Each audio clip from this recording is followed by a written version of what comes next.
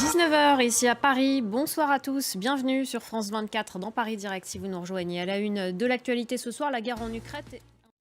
Voilà pour les titres. Et puis juste après ce journal, à 19h10, notre débat sera consacré au sommet sur le plastique qui se tient en ce moment à Paris, au siège de l'UNESCO.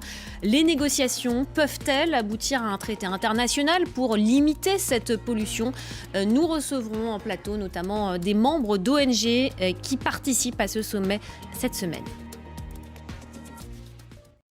La guerre en Ukraine, tout d'abord avec ce bombardement dans la région ukrainienne occupée de Louhansk qui a fait au moins 5 morts et 19 blessés. C'est ce qu'ont affirmé les autorités russes. On va tout de suite retrouver à Moscou Julien Colling. Julien, bonsoir. Quel est l'impact de ces frappes sur l'état d'esprit des Russes ?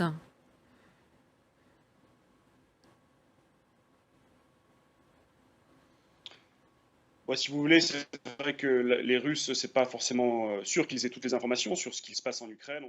Merci beaucoup Julien Colling en direct de Moscou.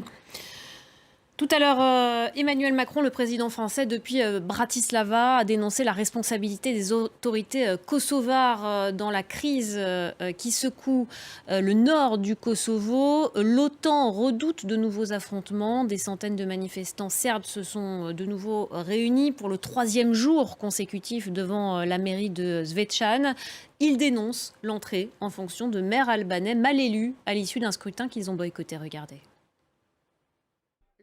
Au Sénégal, à présent, Macky Sall inaugure un processus de dialogue national. Il est censé, ce processus, apaiser le pays à quelques mois de l'élection présidentielle qui se tiendra en février de l'année prochaine. Sans surprise, l'opposant Ousmane Sonko n'y participera pas. Accusé de viol, il sera fixé demain sur son sort. À Dakar, on va retrouver Sarah Sacco, notre correspondante. Et enfin, ce coup dur pour les peuples indigènes au Brésil. Le Congrès brésilien a adopté une loi qui limite la reconnaissance de nouvelles réserves indigènes. Un revers pour le président de gauche, Lula, qui avait fait de la protection de l'Amazonie une de ses promesses de campagne. Antoine Fenot et Alison Sargent. Voilà, c'est la fin de ce journal. Restez avec nous. Dans quelques instants, le débat sur France 24 consacré au sommet qui se tient en ce moment à Paris, à l'UNESCO, pour trouver un traité contre la pollution plastique. Restez avec nous.